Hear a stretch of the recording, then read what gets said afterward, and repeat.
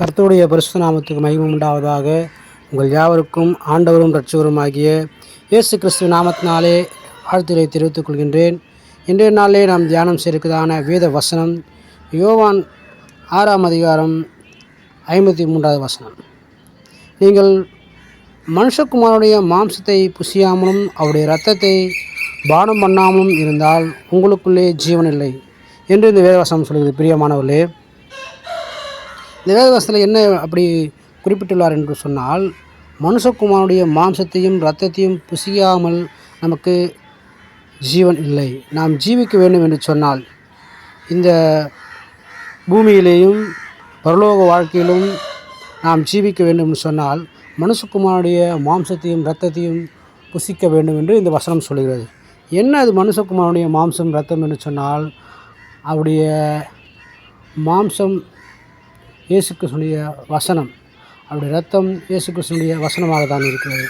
இந்த இயேசு கிறிஸ்துவினுடைய வசனத்தை நாம் ஒவ்வொரு நாளும் அனுதினமும் நம்முடைய வாழ்க்கையிலே பயன்படுத்த வேண்டும். வாசித்து அதை நேசித்து நம்முடைய வாழ்க்கையிலே அந்த வசனங்களுக்கு ஏற்றாற் போல நம்முடைய வாழ்க்கையை மாற்றிக்கொள்ள வேண்டும். அந்த வசனங்களுக்கு நாம் கீழ்ப்படிய வேண்டும்.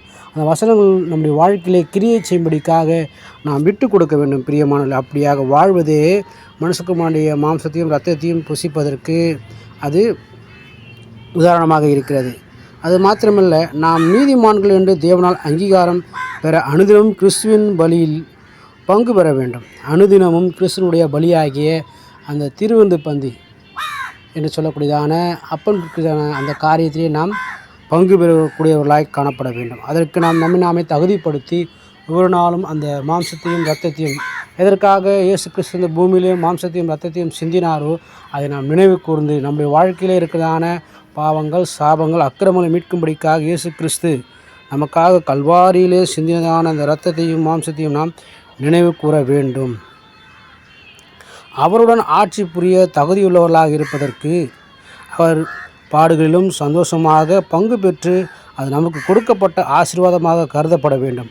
அவருடன் மருத்துவமானால் அவருடன் மனமாட்டியாக இருப்பதற்கு அவருடன் உயிர்ப்பிக்கப்படவும் வேண்டும். பிரியமானவர்களே, நாம் அவரோடு கூட இயேசு கிறிஸ்துவோடு கூட மருத்துவமானால்தான் இயேசு கிறிஸ்துவோடு கூட நாம் பிழைக்க முடியும். இயேசு கிறிஸ்துவோடு மருத்துவம் என்று சொன்னால் மனவாட்டி ஆவதற்கு, மணவாளனாகி இயேசு கிறிஸ்துவின் மனவாட்டியாய் மாறுவதற்கு அது நம்மை தகுதிப்படுத்தக்கூடியதாக இருக்கும், உயிர்ப்பிக்கக்கூடியதாக இருக்கும் என்று பார்க்கிறோம். அதனால் அவருடன் அன்பிலும் மகிமையிலும் மனவாட்டியாக இணைக்கப்பட சொல் தவறாமல், சொல் அர்த்தமாக மாத்திரமல்ல, அப்பத்திலும் பங்கு பெறுகிறவர்களாக மாத்திரமல்ல, விசுவாசத்துடன் உண்மையாக அவருடன் பாடுகள் பங்கு பெற்று நம்முடைய வாழ்க்கையிலே விசுவாசத்தை உண்மையாக வைத்து அவரோடு கூட பாடுகளிலே பங்கு பெற்று இந்த பாத்திரத்தில் பானம் பண்ண அவர் பெற்ற ஞானஸ்நானம் பெற்ற அவர் கிருபையின் மூலம் நம்மை ஜீவ பலியாக ஒப்பு கொடுக்கும் நாம் தயாராக வேண்டும்.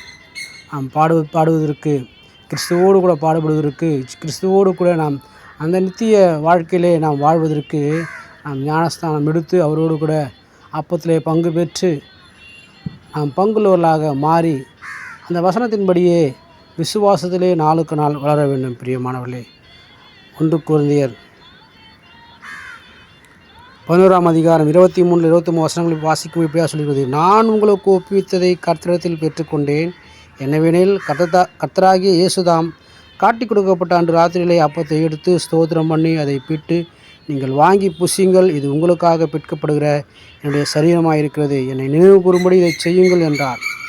போஜனம் பண்ண பின்பு அவர் அந்தபடியே பாத்திரத்தை எடுத்து, இந்த பாத்திரம் என் இரத்தத்தினால் ஆகிய புதிய உடன்படிக்கையாக இருக்கிறது, நீங்கள் இதை பானம் பண்ணும் போதெல்லாம் என்னை நினைவு கூறும்படி இதை செய்யுங்கள் என்றார். ஆகையால் நீங்கள் இந்த அப்பத்தை புசித்து இந்த பாத்திரத்தில் பானம் பண்ணும் போதெல்லாம் கர்த்தர் வருமளவும் அவருடைய மரணத்தை தெரிவிக்கிறீர்கள். இப்படி இருக்க எவன் அபாத்திரமாய் கர்த்தருடைய அப்பத்தை புசித்து அவருடைய பாத்திரத்தில் பானம் பண்ணுகிறானோ அவன் கர்த்தருடைய சரீரம் இரத்தத்தையும் குறித்து குற்றமுள்ளவனாயிருப்பான்.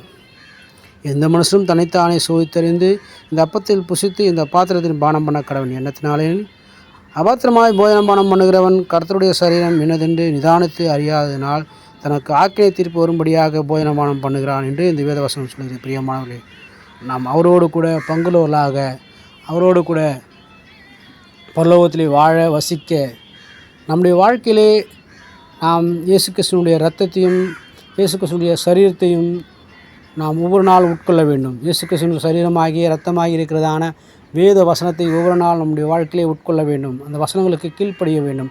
அந்த வசனங்களை நம்முடைய வாழ்க்கையிலே அபியாசப்படுத்த வேண்டும்.